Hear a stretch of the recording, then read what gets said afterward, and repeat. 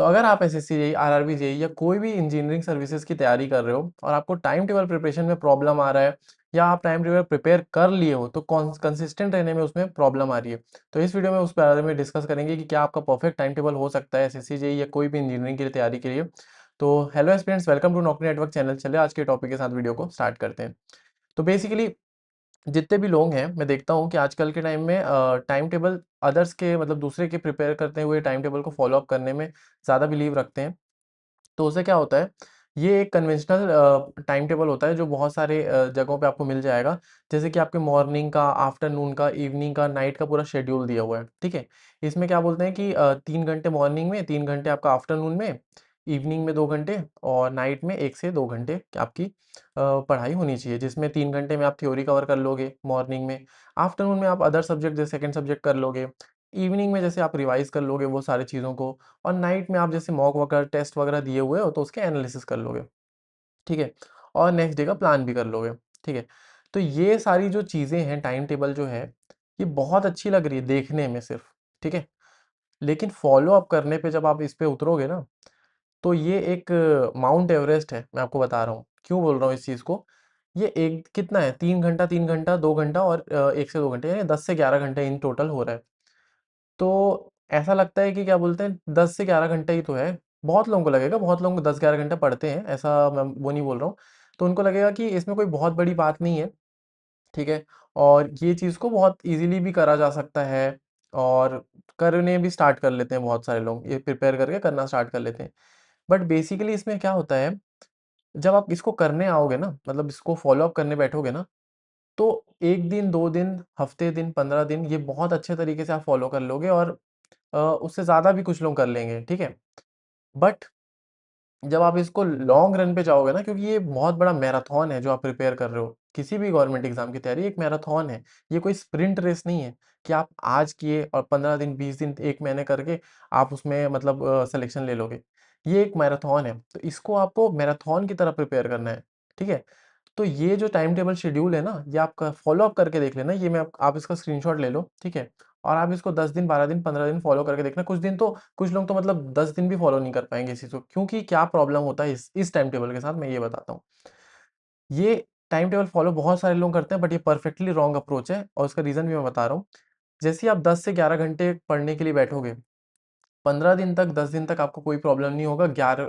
16वें 17वें दिन आप देखना, ये आपको इतना हेक्टिक फ़ील होने लग जाएगा, आपको लगेगा कि आप लाइफ़ में और कुछ कर ही नहीं पा रहे हो इसके अलावा, ठीक है?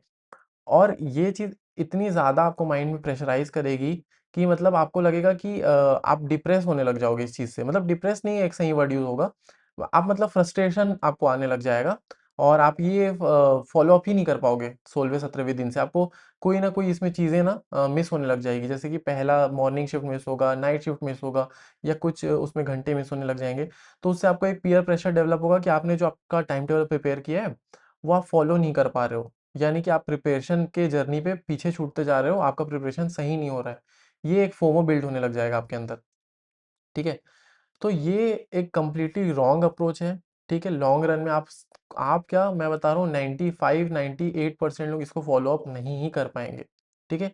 ये बहुत हेक्टिक शेड्यूल है, और इसको फ़ॉलो अप करना भी नहीं चाहिए। ये बिल्कुल भी रियलिस्टिक नहीं है, बिल्कुल भी फ्लेक्सिबल नहीं है आपके टाइम के लिए, और बिल्कुल भी सिंपल नहीं है। ये बहुत कॉम्प्लेक्स मैकेनिज़्म है मतलब टाइम टेबल का। तो इस तरीके की स्टडीज़ से आउटपुट बहुत कम निकलता है, ठीक है? तो बेसिकली मैं एक आपको आइडियल टारगेट्स बता देता हूँ। आइडियल टारगेट जो डेली टारगेट्स आपको रखना चाहिए, उसमें क्या आ जाता है, 5 से 6 घंटे की effective study. Effective study in the sense कि इस दौरान जो ये 5 से 6 घंटे हैं, यहाँ पे ना मोबाइल यूसेज, ना ही सोशल मीडिया का यूसेज, ना ही अन्य कोई आपके होम एक्टिविटीज़ जो भी आप करते हो, वो अव वो हटा करके जो 5 से 6 घंटे की एकदम इफ़ेक्टिव स्टडी की, मतलब इस दौरान आप सिर्फ़ पढ़ ही रहे हो, इतना स्टडी होगा, तो is well and more than enough, ठीक है? और 70 से 100 पीवाईक्यूज़ लगा लो आप डेली के, और 2 सब्जेक्ट्स के revision revision in the sense कि आप जो लोग प्रिपेयर कर चुके हैं, थ्योरी पढ़ चुके हैं, वो लोग ऑब्वियसली रिवाइज़ करेंगे, और जो लोग कन्वेंशनल कर रहे हैं, वो लोग यहाँ पे अपना कॉन्सेप्ट बिल्डिंग का मतलब पूरा प्रॉपर थ्योरी पढ़ेंगे।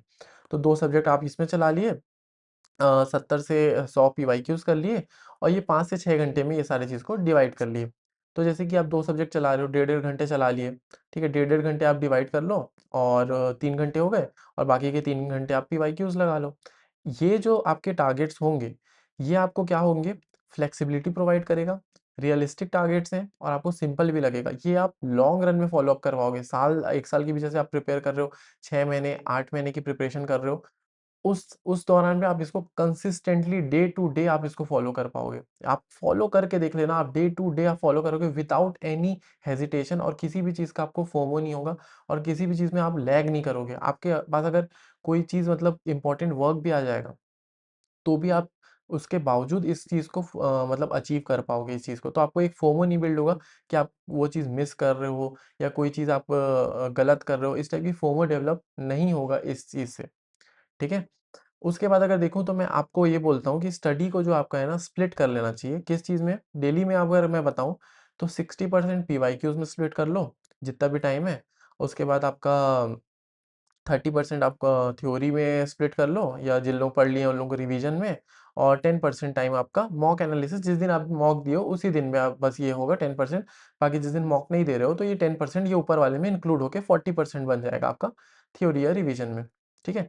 तो इस सेंस में अगर मैं बात करूँ तो जैसे 5 से 6 घंटे हैं, ठीक है? 5 से 6 घंटों में आपको क्या करना है? 6 घंटे जैसे कि हैं तो 3 साढ़े 3 घंटे आप डिवाइड कर लो किसमें पीवाईक्यूज़ के लिए। रेस्ट आपके जो 2 से ढाई घंटे बच रहे हैं उसमें डेढ़-डेढ़ घंटे आप क्या पढ़ लो आपका थ्योरी रिवीजन कर लो, ठीक है? और जिस दिन आप मॉक लगा रहे हो तो उसमें से मॉक एनालिसिस करने में अपना 1 घंटा निकाल लो। इस टाइप से आप अपना मतलब ये जो परसेंटेज वाइज़ है डिस्ट्रीब्यूशन आप जितने भी कोई 5 घंटा पढ़ेगा, कोई 6, कोई 7 जो भी अपने हिसाब से उसको परसेंटेज में डिवाइड करके आप इसमें इस टाइप से स्प्लिट कर लेना। ठीक है? इसको रिवर्स मैकेनिज़्म की स्टडी बोलेंगे क्योंकि इसमें पीवाईक्यूज़ में आप ज़्यादा फ़ोकस करोगे, देन आप उसके बाद थ्योरीज़ पे फ़ोकस करना स्टार्ट करते हो। तो ये ज़्यादा अच्छा मेथड है, कन्वेंशनल मेथड से ज़्यादा अच्छा मेथड है प्रिपरेशन करने का क्योंकि इसमें आपको क्वेश्चन जैसे ही आप देखते हो पीवाईक्यूज़ लगाते हो तो आपको पता चल जाता है कहाँ से क्वेश्चन पूछे जाते हैं, किस टाइप के क्वेश्चन आते हैं। तो आपका ब्रेन ज़्यादा अच्छे से एक्टिवली वर्क करेगा, ऑब्वियस सी बात है कि आप जब थ्योरी करने बैठोगे तो आपको समझ आ जाएगा कि हाँ, यहाँ से तो सवाल आते हैं, इसको मेरे को अच्छे से मतलब टारगेट करना चाहिए, इसको मेरे को अच्छे से प्रिपेयर करना चाहिए। ये ऐसा हो जाता है कि आपने ऑलरेडी एग्ज़ाम दे चुका है, उसके बाद आप एक्सपीरियंस्ड मतलब जो लोग होते हैं ना, उनके प्रिपरेशन पे आप मतलब आने लगते हो, इस तरीके से प्रिपरेशन करने पे। जैसे एक्सपीरियंस्ड लोग प्रिपेयर करते हैं ना, उसी तरीके से आपका प्रिपरेशन हो जाएगा क्योंकि आपको पता चल जाएगा कि इस तरीके के क्वेश्चन पूछेंगे, तो आप उस तरीके के क्वेश्चन पे या उस तरीके के थ्योरीज़ पे ज़्यादा फ़ोकस करोगे। तो ये आपको बेसिकली मैकेनिज़्म फ़ॉलो अप करना चाहिए। फिर रिवीजन का एक रूल है, 3 रिवीजन रूल आपको सबको पता ही होगा। तो मैं आपको एक बार डिस्क्राइब कर देता हूँ। 3 बार किसी भी चीज़ को आप रिवाइज़ करते हो, तो वो आप भूलते नहीं हो या आपके सबकॉन्शियस माइंड में वो फ़ीड हो जाता है और आपको कहीं न कहीं जब भी आप एग्ज़ाम में बैठोगे, तो आपको वो चीज़ क्लिक इन करेगा ही करेगा और बहुत ज़्यादा हाई प्रोबेबिलिटी हो जाती है कि आप वो क्वेश्चन को गलत ना करो। तो वो 3 रिवीजन रूल क्या है? फर्स्ट आपको रिवीजन करना है विदिन 24 आवर्स। 24 आवर्स का मतलब ये है कि आज आप कोई चीज़ पढ़े हो, उसको या तो रात में रिवाइज़ कर लो या रात में नहीं तो कल फिर से आप जैसे पढ़ने बैठ रहे हो, तो पहले स्टार्ट करो पिछले दिन के रिवीजन से। पिछले दिन का रिवीजन आप कर लिए, उसके बाद उस दिन का फिर नॉर्मल जो भी आपका टाइम टेबल है, वो आप फ़ॉलो अप करना स्टार्ट कर लो। तो इससे क्या होगा आपका फर्स्ट रिवीजन कंप्लीट हो जाएगा। जो भी आज पढ़े हो उसका एक रिवीजन हो गया आपका नेक्स्ट डे में। उसके बाद उसका सेकंड रिवीजन मैं बात करूँ, तो सेकंड रिवीजन आपको 7 दिन बाद यानी कि नेक्स्ट वीक आज मंडे को आप किए, ठीक है? नेक्स्ट मंडे को आपको वही चीज़ को फिर से रिवाइज़ कर लेना है। ऑब्वियसली रिवीजन में उतना टाइम आपको नहीं लगेगा। आपने पूरे 5-6 घंटे में पढ़ा है, उसको रिवाइज़ आप आधे से 1 घंटे में भी कंसाइज़ करके कर लोगे फर्स्ट रिवीजन में और सेकंड रिवीजन तो और उससे भी जल्दी आप कर जाओगे। Then is your third revision. Third revision जब आता है आपका 15 दिन बाद। ये हुआ आपका 7 दिन बाद हुआ। उसके बाद जब 15 दिन हो जाएँगे आपके जो थ्योरी आप पढ़े थे उसका 15 दिन हो जाएगा तो उसके बाद आपका थर्ड रिवीजन भी हो जाना चाहिए। तो इस तरीके से आपको रिवीजन में टाइम भी ज़्यादा नहीं लगेगा और आप इतने ज़्यादा पोर्शन कवर कर जाओ मतलब इतने ज़्यादा बार रिवाइज़ कर जाओगे कि आपके सबकॉन्शियस माइंड में वो चीज़ पूरा अच्छे से फ़ीड हो जाएगा। तो आपका जब भी एग्ज़ाम के पास क्वेश्चन आएँगे ना, तो आपका बहुत अच्छे से माइंड क्लिक करेगा और माइंड ऐसा क्लिक करेगा कि आप अगर आपको क्वेश्चन नहीं भी आ रहा है, तो भी अगर आप जैसे कि वो करते हो ना जैसे कि 2 ऑप्शन एलिमिनेशन करते हो, फिर उसके बाद 2 ऑप्शन में आपको कन्फ्यूज़न होता है, तो आप 1 ऑप्शन टिक करते हो। तो मोस्ट प्रोबेबिलिटी यही बन जाती है कि आप सही ऑप्शन पे ही टिक करोगे क्योंकि आपके सबकॉन्शियस माइंड में वो चीज़ चलता रहता है। ठीक है? तो इस तरीके के 3 रिवीजन आपको मैंडेटरी होता है करना, और रिवीजन ही की है मतलब जो भी सिलेक्शन लेते हैं ना, वो लोग स्टडी कम करते हैं, रिवाइज़ ज़्यादा करते हैं, समझ रहे हो?